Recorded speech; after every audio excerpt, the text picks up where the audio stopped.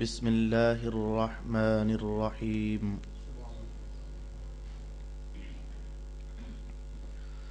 والسابقون الأولون من المهاجرين والأنصار والذين اتبعوهم بإحسان رضي الله عنهم ورضوا عنه وأعد لهم جنات تجري تحتها الأنهار خالدين فيها أبدا ذلك الفوز العظيم. صدق الله مولانا العظيم. الصلاة والسلام عليك يا سيدي يا رسول الله. الصلاة والسلام عليك يا سيدي يا حبيب الله. الصلاة والسلام عليك يا سيدي يا شفيع المذنبين وعلى آلك وأصحابك يا سيدي يا رحمة للعالمين.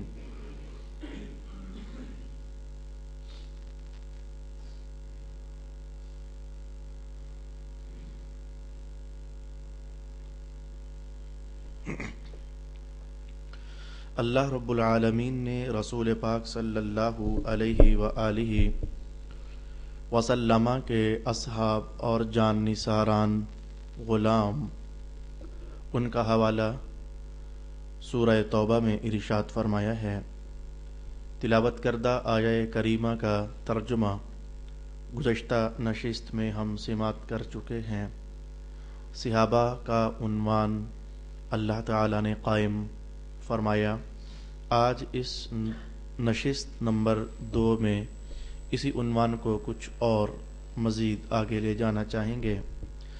لب لباب آیت کا یہ ہے: اور مہاجرین اور انصار میں سے سبقت کرنے والے اور سب سے پہلے ایمان لانے والے اور جن مسلمانوں نے نیکی میں ان کی اتباع کی، اللہ ان سے راضی ہو گیا اور وہ اللہ سے راضی ہو گئے، اور اللہ نے ان کے لیے ایسی جنتیں تیار کی ہیں جن کے نیچے سے دریا بہتے ہیں، وہ ان میں ہمیشہ ہمیشہ رہیں گے.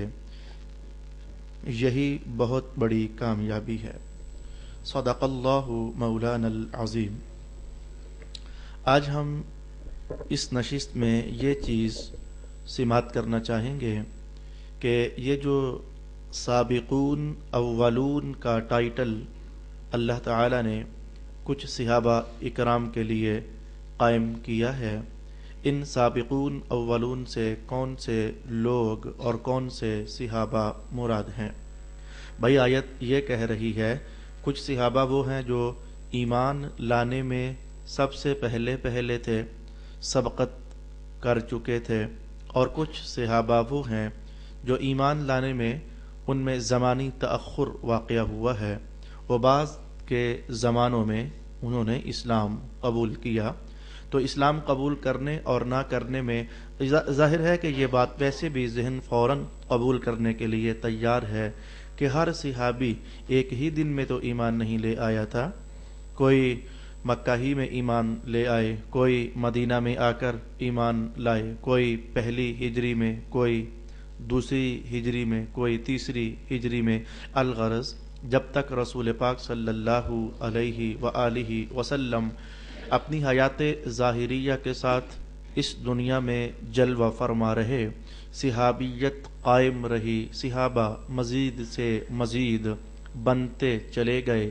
حضور رحمت عالم کے تشریف لے جانے کے بعد جو صحابہ بن چکے تھے انہوں ہی نے اپنی زندگیوں کو مکمل کیا، لیکن پھر مزید کوئی مقام صحابیت تک پہنچ نہیں سکا، اس لیے کہ مقام صحابیت ایمان کی حالت میں رسول اللہ کو دیکھ لینے سے میسر ہوتا ہے، یا ایمان کی حالت میں رسول اکرم علیہ السلام کی صحبت پانے سے میسر ہوتا ہے. یہ صحبت پانے سے بھی مقام صحابیت مل جاتا ہے. اس کی بنیاد وہ والی احادیث ہیں جن میں ایسے لوگ بھی دائرہ اسلام میں داخل ہوئے جن کی آنکھیں ہی دیکھنے سے قاصر تھیں، نابینا تھے، تو اس لیے دیکھنا صرف شرط نہ بنا صحابی بننے کے لیے۔ جنہیں دیکھنا میسر ہے وہ ایمان کی حالت میں دیکھ کر صحابی بن گئے رسول اللہ علیہ السلام کی ذات اطہر کو، اور جن کی بینائی اللہ نے واپس لے لی ہوئی تھی یا پھر بینائی دی ہی نہیں تھی، تو انہیں ایمان کی حالت میں رسول پاک صلی اللہ علیہ وآلہ وسلم کی صحبت مل جانے پر مقام صحابیت اللہ نے عطا فرما دیا۔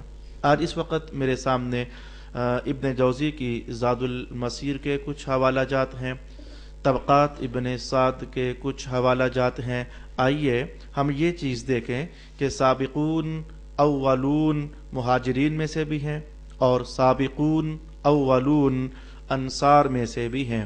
مہاجر کون ہوتا ہے میں نے گزشتہ نشست میں عرض کر دیا تھا، انصار صحابہ کون تھے یہ بھی گزشتہ نشست میں نے عرض کر دیا تھا۔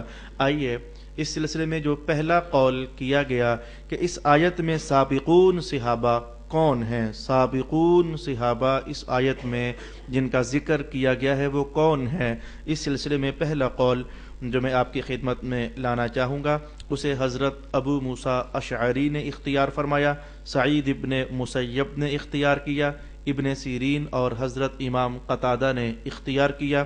ان احباب کرم کی تحقیق یہ ہے کہ یہ وہ صحابہ ہیں جنہوں نے رسول پاک صلی اللہ علیہ وآلہ وسلم کے ساتھ حضور کی معیت میں دونوں قبلوں کی طرف منہ کر کے نماز ادا کی ہے، یہ وہ صحابہ مراد ہیں۔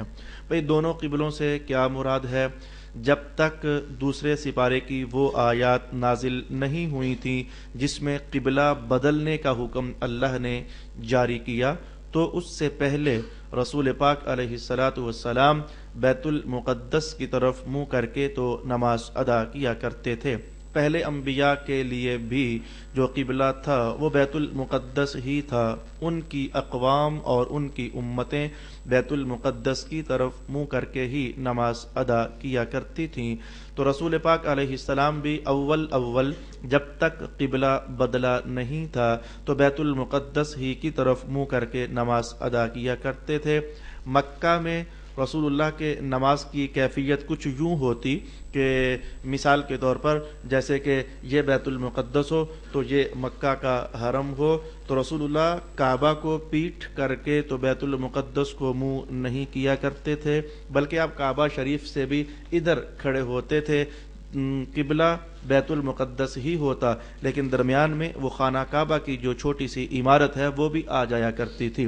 مکہ میں رسول پاک علیہ السلام کی نماز پڑھنے کی کیفیت یہ تھی، لیکن مدینہ میں ماحول بالکل یکسر الگ اور جداگانہ تھا۔ مدینہ میں تو آپ یوں سمجھیے کہ اگر بیت المقدس اس طرف ہے تو قبلہ یعنی کعبہ شریف یہ بالکل اس طرف بنتا تھا، یہ بالکل مخالف جہتوں میں مدینہ شریف میں تو یہ دونوں قبلے بنتے تھے۔ تو پھر ایک دن جب کہ رسول پاک علیہ السلام ظہر یا عصر کی نماز میں تھے تو دل میں طلب اور چاہت پیدا ہوئی کہ قبلہ ہمارا وہ کعبہ ہونا چاہیے۔ اس کے پیچھے بھی کچھ عناصر تھے بنیادی جس کی وجہ سے حضور طلب رکھتے تھے کہ قبلہ بدل جانا چاہیے۔ آیات نازل ہو گئیں تو نماز ہی کی حالت میں رسول پاک علیہ السلام نے اور آپ کے باقی اصحاب نے اپنا رخ تبدیل کیا اور مخالف جہت میں کعبۃ اللہ کی طرف منہ کر کے نماز ادا کی۔ جس مسجد میں یہ واقعہ ہوا تھا وہ مسجد آج بھی یادگار کے طور پر موجود ہے، اس کا نام مسجد قبلتین ہے، اور اب تو اس میں بہت توسیع کر دی جا چکی ہے۔ تو الغرض میرا عنوان چونکہ آج کسی اور طرف ہے تو اتنا حوالہ میں نے اس لیے قائم کیا کہ اس دن تک قبلہ تبدیل ہونے تک، یہ ہجرت سے 17 مہینے گزرنے کے بعد کا واقعہ ہے یا 16، تو قبلہ تبدیل ہونے تک جو لوگ اسلام میں داخل ہو چکے تھے تو پہلے تک تو وہ بیت المقدس کی طرف منہ کر کے نماز پڑھتے رہے، پھر آج کے بعد وہ کعبۃ اللہ کی طرف منہ کر کے نماز پڑھیں گے۔ تو ان صحابہ نے دونوں قبلوں کی طرف منہ کر کے نمازیں پڑھیں اپنے اپنے اوقات میں۔ تو ابن سیرین اور سعید ابن مسیب ان بزرگوں کا خیال یہ ہے کہ السابقون الاولون سے یہ لوگ ہیں جو کہ مراد ہیں کہ جنہیں اللہ نے دونوں قبلوں کی طرف منہ کر کے نماز ادا کرنے کی سعادت عطا فرمائی ہے۔ اس سلسلے میں میں دوسرا قول آپ کے سامنے لانا چاہوں گا۔ امام شعبی نے کہا کہ السابقون اولون یہ وہ صحابہ ہیں جنہوں نے صلح حدیبیہ کے موقع پر رسول پاک علیہ السلام کے دست اقدس پر بیعت کی تھی، اس سے وہ صحابہ مراد ہیں۔ تیسرا قول اس میں یہ نقل کیا گیا کہ جو بدر کی لڑائی میں صحابہ شریک ہوئے تھے، السابقون الاولون سے یہ احباب مراد ہیں۔ چوتھے قول کے مطابق رسول پاک صلی اللہ علیہ وآلہ وسلم کے تمام صحابہ اس میں داخل ہیں۔ بھئی تمام صحابہ بعد والوں کی بنسبت تو ایمان لانے میں سبقت لے ہی جا چکے تھے۔ بھئی جیسے کہ ہم ہیں تو صحابہ ہم سے سبقت لے جا چکے، جو ہم سے پہلے لوگ تھے تو ان سے بھی صحابہ سبقت لے جا چکے، تو پھر جو ان سے پہلے تھے جو تابعین بنتے تھے تو تابعین کی بنسبت بھی تو صحابہ ایمان لانے میں سبقت کر چکے، یعنی پہلی قوم یا یوں سمجھیے کہ پہلا بیج جو ایمان والوں کا تیار ہوا وہ تمام کا تمام رسول اللہ کے صحابہ پر مشتمل تھا۔ تو یہ پانچویں قول کے مطابق حضور کے تمام صحابہ اس میں داخل ہیں جو ایمان میں سبقت لے جانے والے تھے، بعد والوں کی بنسبت وہ ایمان میں سبقت لے جانے والے تھے، اور پھر جو تابعین تھے تبع تابعین تھے وہ اس کے بعد کے لوگ بنتے ہیں۔ یہ میں نے پانچواں قول آپ کی خدمت میں عرض کر دیا ہے۔ اور بھی اس میں اقوال پیش کیے گئے ہیں، لیکن میرا خیال یہ ہے کہ اپنے مدعا کو واضح کرنے کے لیے اتنے اقوال سمجھ لینا اور سیکھ لینا کافی اور شافی ہیں۔ البتہ ایک ایسا حوالہ میرے پاس موجود ہے جسے قاضی شوکانی نے فتح القدیر میں نقل کیا ہے۔ یہ قاضی شوکانی ویسے کوئی بہت عظیم بزرگ نہیں ہے، بس اس نے تفسیر لکھی ہے قرآن حکیم کی، تو ہر دور میں لوگ لکھتے ہی رہے ہیں۔ فی بعض الاوقات یہ قاضی شوکانی چونکہ ذاتی طور پر یہ اہل ظواہر سے تعلق رکھتا تھا۔ اہل ظواہر سے مراد یہ ہے کہ جنہیں آج ہم غیر مقلدین کہتے ہیں یا جنہیں ہم آج اہل حدیث کہتے ہیں، تو پچھلے زمانوں میں یہ اس جماعت کے ساتھ تعلق رکھتا تھا۔ بعض اوقات یہ بات بہت اچھی کر دیتا ہے تو اس اچھی بات کو ہمارے اہل سنت والجماعت کے اکابر جو بزرگ ہیں وہ اپنی تصانیف میں نقل کر دیتے ہیں، اس لیے کہ ہمارا کوئی کسی کے ساتھ کوئی ذاتی انات پر کوئی بیر تھوڑا ہے۔ اچھی بات جہاں سے بھی میسر آتی ہے تو اہل سنت اسے خراج تحسین کی نظر سے دیکھ لیتے ہیں۔ تو قاضی شوکانی نے فتح القدیر میں یہ قول نقل کیا کہ اگر یہ جتنے اقوال ابھی تک آئے جی اصحاب بدر ہیں السابقون الاولون، اچھا جی یہ تو بیعت حدیبیہ والے ہیں السابقون الاولون، اچھا جی دوسرا قول آ گیا یہ فلانے فلانے جو اقوال ابھی تک آپ نے سنے، تو قاضی شوکانی نے کہا کہ اگر یہ سارے کے سارے اقوال ہی مراد لے لیے جائیں تو اس میں کوئی استحالہ تو نہیں ہے، یہ کوئی بعید اور عجیب تو نہیں ہے کہ حضور کے سب صحابہ کی ہی شان یہ ہو۔ پھر میں آپ کو واپس لے آنا چاہوں گا، بنیادی طور پر یہ قول بھی قاضی شوکانی کا نہیں ہے جو اس نے پہلی بار فتح القدیر میں نقل کیا ہو۔ یہ قول میں آپ کے سامنے ابھی عرض کر چکا ہوں کہ علامہ ماوردی وغیرہ نے یہ قول نقل کیا ہے کہ حضور کے سارے صحابہ ہی السابقون الاولون میں داخل ہیں۔ یہاں تک میں نے آپ کے سامنے وہ اقوال پیش کیے جو اختلاف کی بنیاد پر کہ سبقت کن لوگوں کو حاصل ہے بیان کیے گئے۔ اب میں آپ کو یہ عرض کرنا چاہوں گا کہ واقعتاً حقیقتاً اسلام میں سب سے پہلے کس نے کلمہ پڑھا تھا؟ حقیقت کے واقعی یہ تو اختلاف ہو گیا، اب ایسا قول کہ جس میں کوئی اختلاف نہیں ہے تو وہ کون لوگ تھے جنہوں نے اول اسلام قبول کیا؟ اس سلسلے میں 4 روایات ہمارے سامنے آتی ہیں۔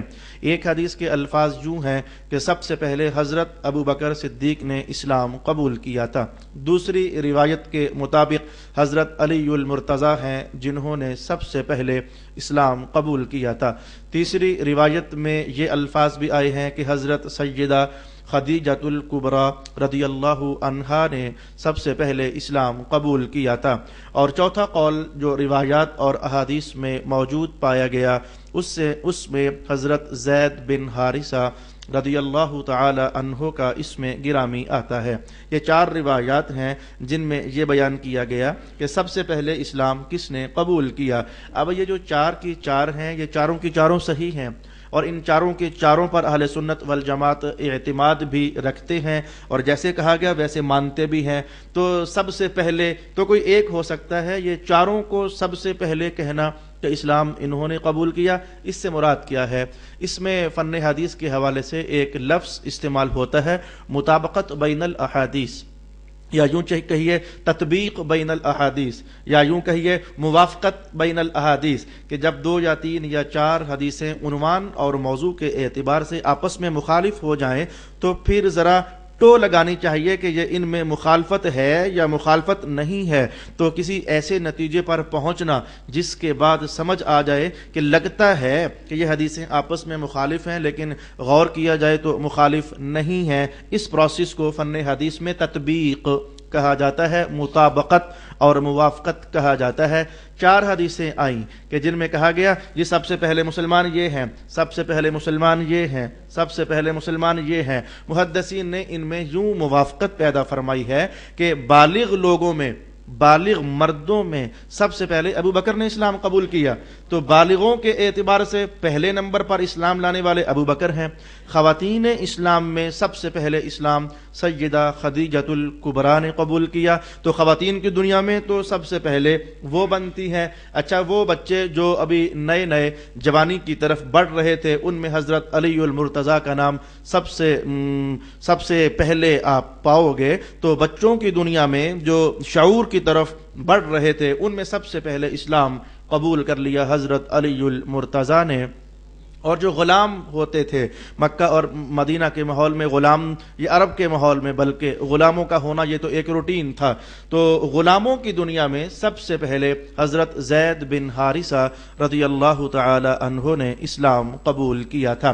یہ وہ 4 صحابہ بنتے ہیں جو کہ جن کو اوریجنلٹی حاصل ہے کہ واقعی یہ سب سے پہلے اسلام میں داخل ہونے والے لوگ تھے. اب میں آپ کی خدمت میں یہ عرض کرنا چاہوں گا کہ حضرت علی ہیں تو ان کا تعلق بھی مہاجرین سے ہے، حضرت ابو بکر ہیں تو ان کا تعلق بھی مہاجرین سے ہے، حضرت زید ابن حارثہ ہیں تو یہ بھی ان صحابہ میں ہے جو مکہ میں اسلام قبول کرنے والے بنتے تھے. تو پھر یہ جو انصار صحابہ ہیں جو مدینہ کے رہنے والے تھے، ان میں سے کون ہیں جو سب سے پہلے اسلام قبول کر چکے تھے؟ ان میں سے کون سے اصحاب بنتے ہیں؟ میں آپ کے سامنے پیراگراف پڑھ دینا چاہوں گا طبقات ابن سعد کا. ابن سعد نے اپنی طبقات میں یہ عنوان قائم کیا اور آپ ارشاد فرماتے ہیں کہ ایام حج میں مختلف اطراف عالم سے لوگ حج کرنے کے لیے آیا کرتے تھے، تو رسول پاک صلی اللہ علیہ وآلہ وسلم کو ایک حج کے موقع پر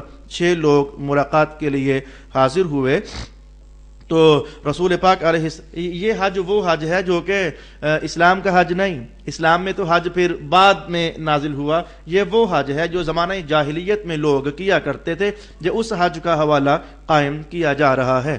اچھا، تو رسول اللہ علیہ الصلوۃ والسلام پھر مختلف راستوں میں بیٹھتے، تشریف لے کر جاتے، جدھر جدھر سے لوگ اسلام حج کرنے کے لیے آیا کرتے تھے تو جدھر حضور بیٹھتے آنے والوں کو بھی تبلیغ فرماتے، جانے والوں کو بھی تبلیغ فرماتے، حج کے لیے بڑھنے والے اور حج کر کے جانے والے. تو حضور مختلف جگہوں پر تشریف فرما ہو کر انہیں تبلیغ کیا کرتے تھے. اس سال پھر ایسا ہوا کہ 6 کے قریب لوگ رسول اللہ سے انہوں نے ملاقات کی. حضور نے ان سے پوچھا کیا تم یہودیوں سے تعلق رکھتے ہو؟ انتم حلفاء من الیہود، کیا تم یہودیوں کے حلیف ہو؟ انہوں نے کہا ہاں جی، ہمارے تعلقات، ہمارا تانا بانا یہودیوں کے ساتھ ملتا ہے. آپ حضور رحمت عالم نے ان کو اسلام کی دعوت دی اور ان کے سامنے اسلام پیش کیا. رسول اللہ علیہ السلام نے قرآن حکیم کی ان پر تلاوت کی. اس تلاوت کا اثر فوراً ان کے دل پر ہو گیا اور وہ 6 کے 6 حلقہ اسلام میں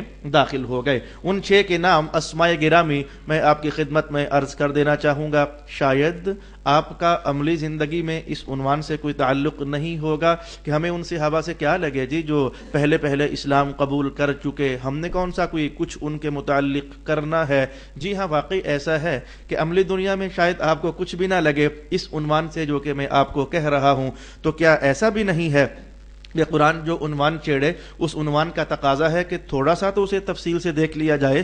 تو قرآن کا تقاضا ہونے کے ناطے تو آپ اپنی سماعتوں سے یہ پاکیزہ اسماء گزارو کہ جو اسلام میں انصار ہونے کے ناطے سب سے پہلے داخل ہوئے تھے. تو یہ وہ 6 لوگ تھے. ان کا تعلق اور ان کی اسماء میں یوں عرض کرنے لگا ہوں.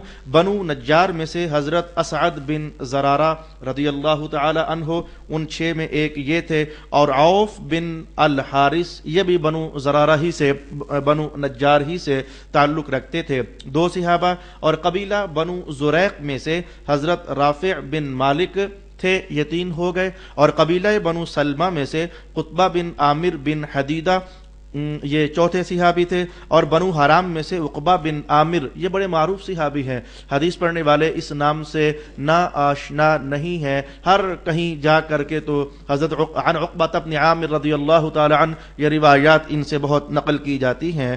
تو حضرت عقبہ بن عامر اور بنو عبید بن عدی بن سلمہ قبیلے سے حضرت جابر بن عبداللہ رضی اللہ تعالی عنہ تھے. یہ وہ 6 لوگ تھے جنہوں نے اس پہاڑی دروں میں اسلام قبول کیا جس کو آپ اس لفظ سے پہچانتے ہو، بیعت عقبہ اولا. یہ بیعت عقبہ اولا چلو ہمارے ہاں غلط پڑھا جاتا ہے، ہم اس کو یوں پڑھتے ہیں پنجاب والے بیعت عقبہ اولا. ہمارے اسکولوں میں تو پڑھتے بھی یوں ہیں تو ٹیچرز بتاتے بھی یوں ہی ہیں. تو اب اس پر میں کوئی تبصرہ نہیں کروں گا کہ ہمارے ٹیچرز کہاں کہاں کس لفظ کو کیا کیا پڑھتے ہیں، اور حالانکہ یوں پڑھنا بڑی شرمندگی ہوتی ہے. چلو ہمیں اس سے غرض نہیں ہے. اسے بیعت عقبہ اولا کے نام سے تعبیر کیا جاتا ہے. پھر یہ 6 صحابہ مدینہ واپس گئے اور جا کر کے انہوں نے مزید کوشش کی اور ان کے کہنے پر کچھ مزید لوگوں کو رغبت اسلام پیدا ہوئی. اگلے ہی سال پھر 6 مزید لوگ رسول اللہ کو انہی راہوں میں ملے تو مصطفیٰ جان رحمت نے انہیں بھی دائرہ اسلام میں داخل کر لیا. میں ان کی اسماء بھی آپ کی خدمت میں پڑھ دینا چاہوں گا. بنی عوف بن خزرج قبیلے سے عبادہ ابن سامت، یہ فن حدیث میں یہ بہت نام چلتا ہے. کچھ صحابہ ہیں جنہوں نے بہت زیادہ روایات نقل فرمائی، کچھ وہ ہیں جنہوں نے بہت ہی کم نقل فرمائی. تو یہ عبادہ ابن سامت یہ فن حدیث میں بہت نام چلتا ہے. حضرت یزید بن ثعلبہ اور یہ بھی ان دوسرے نمبر میں آنے والے 6 میں داخل تھے. قبیلہ بنو عامر سے عباس بن عبادہ نسلہ رضی اللہ تعالی عنہ تھے. قبیلہ بنو زریق میں سے پہلے بھی آپ نے سنا کہ کچھ احباب اسلام میں داخل ہوئے تھے، لیکن آج اس موقع پر زکوان ابن عبد قیس یہ بھی اسلام میں داخل ہوئے. اور ابو الحیثم بن التیہان یہ بنو عبد الاشہل قبیلہ سے تعلق رکھنے والے تھے. اور بنو عمر بن عوف قبیلہ سے اویم بن ساعدہ. آپ کو سوائے برکت کے حصول کے کچھ اور یقیناً حاصل نہیں ہوا ہوگا. البتہ بعد میں ذاتی طور پر ان صحابہ پاک کے اسماء کو دیکھا جا سکتا ہے. کیونکہ میرا وقت مجھے ابھی اس عنوان کو اٹھانے کی اجازت نہیں دے رہا. میں صرف 2-3 جملوں میں یہ کہہ دینا چاہوں گا کہ ہمارے اکابر صوفیاء کے ہاں یہ سینے کی بندش، ذکر کا رک جانا، توجہ کا اللہ نہ ہونا، تو انقباض اسے کہا جاتا ہے. جی گھٹن پیدا ہو گئی، انقباض پیدا ہو گیا، ذکر کھل نہیں رہا، سینہ کھل نہیں رہا. وہ جیسے اللہ کے نام کی بارش چھم چھم برسنی چاہیے تھی وہ کیفیت ذرا آگے پیچھے ہو گئی ہے. تو اکابر صوفیاء کے ہاں جب ایسا ہو جائے کہ ذکر کرنے میں انقباض پیدا ہو جائے، جو نقشبندی ہیں، قادری ہیں، سہروردی ہیں، جہاں جہاں بھی جو ان مختلف سلاسل سے تعلق رکھنے والے ہیں، تو اللہ کو پہنچنے کے راستے ہیں سارے. تو پھر وہ اکابر صوفیاء مختلف قسم کے اسباب پیدا کیا کرتے تھے. تو وہ اسباب کیا ہوتے؟ مثلا ان اسباب میں سے ایک سبب یہ ہوتا کہ سینے کی گھٹن دور ہو جائے گی اگر تم علم الفقہ کے چند مسائل کا تکرار کرو. یعنی تم نماز کے مسائل دہرا لو، اچھا تم وضو کے مسائل دہرا لو. تو یہ مذہب کی کچھ باتیں دہرانے سے اللہ و انقباض دور کر دیا کرتا تھا. یہ طریقہ آج کے دور میں نے پایا کہ لوگوں کے ہاں نہیں ہے. حالانکہ وہ مختلف سلاسل سے تعلق رکھنے والے ہیں، لیکن یہ طریقہ وہ استعمال نہیں کرتے ہیں. اچھا ایک دوسرا سبب ہوتا جس سے وہ انقباض اور گھٹن کو دور کیا جاتا، وہ کیا ہوتا؟ یہ اپنے سلسلے کے اکابر بزرگوں کا اسم نام صرف پڑھ دو تو اس سے بھی اللہ تعالیٰ دلوں کی گھٹن دور کر دیتا ہے. اس کو تعبیر کیا جاتا ہے جی اپنا شجرہ پڑھنا. تو یہ شجرہ پڑھنے کا نظام میں دیکھتا ہوں کہ کئی جگہوں پر ہے، لیکن وہ مذہب کی باتوں کو دہرانے کا جو عنوان ہے وہ بہت ساری جگہوں پر میں نے پایا کہ نہیں ہے۔ تو اچھا، میں اب جو بات عرض کرنا چاہتا تھا کہ صحابہ کے مقام کو تو کوئی ولی پہنچ ہی نہیں سکتا ہے۔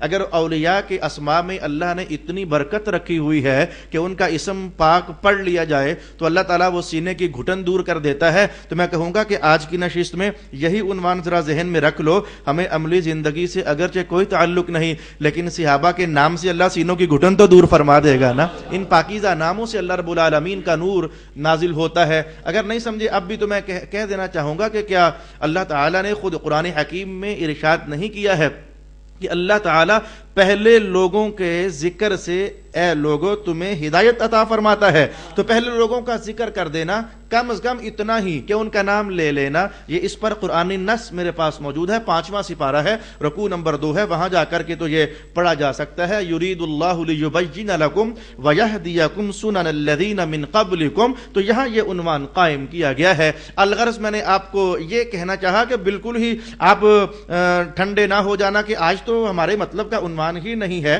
صحابہ کے پاکیزہ نام سن لینا یہ بھی اللہ کے ہاں بڑا اعزاز رکھتا ہے اور یہ بھی اللہ کے ہاں بڑا اکرام رکھتا ہے۔ اچھا، یہاں تک میں نے آج کی نشست کی بحث نمبر 2 مکمل کر دینا چاہی کہ مہاجرین میں سے کون کون تھے جو پہلے اسلام میں داخل ہوئے، اور پھر انصار میں سے کون کون تھے جو پھر پہلے اسلام میں داخل ہوئے، اور پھر خالص وہ 4 احباب کون تھے جو واقعی نمبر اول پر بنتے ہیں اسلام قبول کرنے کے اعتبار سے۔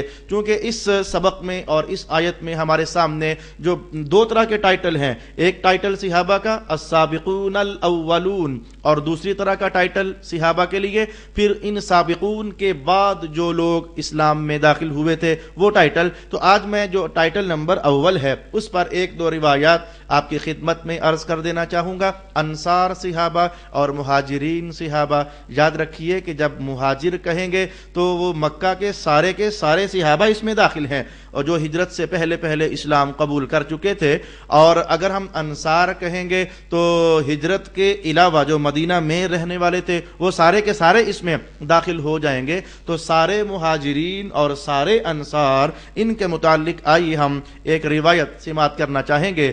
حضرت کعب بن عجورہ رضی اللہ تعالی عنہ ارشاد فرماتے ہیں کہ ایک دن ایسا تھا کہ کچھ صحابہ بیٹھے ہوئے تھے، کچھ کا تعلق انصار سے تھا، کچھ کا تعلق مہاجرین سے تھا، اور کچھ کا تعلق رسول اللہ کے خاندان سے تھا، بنو ہاشم سے تھا۔ تو یہ 3 طرح کے اصحاب کی ایک بڑی جماعت بیٹھی ہوئی تھی۔ تو بات چل نکلی، میں حدیث میں جتنا ہے میں اتنا ہی کہوں گا۔ بات چل نکلی تو بات کرتے کرتے مہاجرین صحابہ کہنے لگے کہ ہمیں رسول اللہ کا زیادہ قرب حاصل ہے۔ یہ ایک جملہ ان کی زبان سے نکلا کہ ہمیں رسول اللہ کا قرب زیادہ حاصل ہے، بھائی اس لیے کہ ہم نے رسول اللہ کے کہنے پر کیا اپنا گھر بار وطن سب کچھ چھوڑ نہ دیا۔ انصار کہنے لگے ہمیں سب سے زیادہ قرب حاصل ہے رسول اکرم صلی اللہ علیہ وآلہ وسلم کا۔ جب تم خالی ہاتھ آئے تھے تو تمہیں سینے سے تو ہم لوگوں نے لگایا تھا نا حضور کے کہنے پر، تو ہم ہیں رسول اکرم علیہ السلام سے سب سے زیادہ قرب رکھنے والے۔ بنو ہاشم کے جو لوگ تھے وہ کہنے لگے تمہیں پتہ نہیں، ہم تو وہ ہیں جو رسول اللہ کے خاندان سے تعلق رکھتے ہیں، لہذا ہمیں زیادہ قرب نصیب ہے رسول پاک صلی اللہ علیہ وآلہ وسلم کا۔ رسول اللہ علیہ الصلوۃ والسلام نے یہ تینوں کی باتیں سن لی اور آ کر کہا مہاجرین تم یہ کہتے ہو کہ تم سب سے زیادہ قریبی ہو، ہاں تمہارا قول غلط تو نہیں ہے، تم ٹھیک کہتے ہو۔ انصار تم یہ کہتے ہو کہ تم میرے زیادہ قریب ہو، تم بھی خیر غلط تو نہیں کہتے ہو۔ اے بنو ہاشم کیا تمہارا خیال یہ ہے کہ تم مجھ سے سب سے زیادہ قریب ہو؟ خیر بات تو تمہاری بھی ٹھیک ہے، تو پھر فیصلہ کیسے کریں؟ کس کو میں کہوں کہ یہ سب سے زیادہ میرے قریب ہے؟ اس موقع پر جو رسول پاک علیہ السلام نے فیصلہ ارشاد فرمایا تو میں وہ الفاظ آپ کے سامنے پڑھنے لگا ہوں۔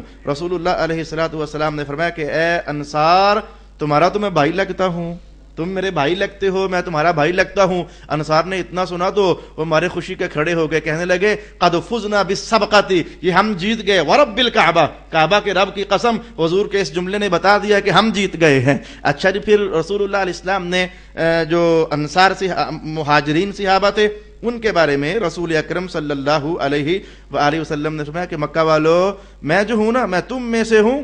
اب ظاہر ہے بات تو ٹھیک تھی لیکن وہ دلوں کو حضور وہ ایک ایک نہج پر ڈال دینا چاہتے تھے، کسی کی دل آزاری نہ ہو جائے. انہیں کہا میں تمہارا بھائی ہوں. بھائی یہاں آ کر مواخات قائم ہوئی تھی، بھائی بھائی بنے تھے. انہیں یہ کہہ کر کے تو حضور نے خوش کر دیا. انہیں کہا بھائی میں تو ہوں ہی تم میں سے. مکہ والے بڑے خوش ہو گئے کہ جی انہوں نے بھی جملہ بولا وَرَبِّ الْكَعْبَةِ قَدْ فُزْنَا بِالسَّبْقَةِ، رب کعبہ کی قسم ہم جیت گئے ہیں. رسول اللہ نے ہمیں کہا ہے کہ میں تم میں سے ہوں. اور اس کے بعد رسول اللہ صلی اللہ علیہ وآلہ وسلم نے بنو ہاشم کے بارے میں کہہ دیا اور تم تو مجھ سے ہو. اور رسول اللہ نے انہیں یہ جملہ کہہ دیا تمہارا تعلق تو میرے ساتھ ہے نا. اب تعلق تو سب کا حضور ہی کے ساتھ بنا، لیکن رسول اللہ نے جملے کچھ ایسے ارشاد فرما دیے کہ جو ایک وقتی طور پر باریک سا مائنر سا اختلاف ابھرتا محسوس ہو رہا تھا، رسول پاک صلی اللہ علیہ وآلہ وسلم نے وہ ارشاد فرما دیا. میں 1 منٹ کی اجازت اور استعمال کرنا چاہوں گا تاکہ کم از کم یہ پہلا ٹائٹل انتہائی مختصر میں پورا کر پاؤں. مہاجرین صحابہ کے متعلق جو مکہ سے ہجرت کر کے آئے تھے یا جہاں جہاں سے بھی تھی. پچھلی بار میں نے کہا تھا کہ ہجرت کا تعلق مکہ ٹو مدینہ نہیں تھا، اپنے اپنے وطن ٹو الی رسول صلی اللہ علیہ وسلم. یہ جہاں سے بھی ہو رسول اللہ کی طرف آؤ، یہ ہجرت کا عنوان تھا. تو حضور نے فرمایا کہ یہ جو مہاجر ہے نا، جو اپنا دیش چھوڑ کر آئے تھے، یہ قیامت والے دن اللہ انہیں باقیوں سے 40 سال پہلے جنت میں داخل فرمائے گا. یہ رسول اللہ علیہ السلام نے یہ قول ارشاد فرمایا. پھر انصار کے متعلق یہ جملہ فرما دیا کہ انصار سے محبت کرنا، اس لیے کہ انصار سے محبت یہ ایمان کی پہچان ہے، اور جو ان سے محبت نہیں کرتا ہے اس کے دل میں منافقت بھری ہوئی ہے. او کما قال رسول اللہ صلی اللہ علیہ وآلہ وسلم. کچھ مزید 1-2 ابحاث ہیں جو صحابیت کے عنوان پر، جبکہ عنوان آ گیا ہے، اب دیکھ رہے ہو کہ عنوان آ گیا ہے اور میں ہمیشہ اسی شے کے انتظار میں ہوتا ہوں. باقاعدہ کتاب اللہ میں جب کوئی عنوان آ جائے تو اس موقع پر رک کر کے ذرا تھوڑا سا ڈیٹیل سے دیکھ لینا یقیناً مفید ثابت ہوتا ہے. ایک اور نشست میں ہم صحابہ کے متعلق کچھ بنیادی معلومات سیکھنا چاہیں گے. وآخر دعوانا ان الحمد للہ رب العالمین.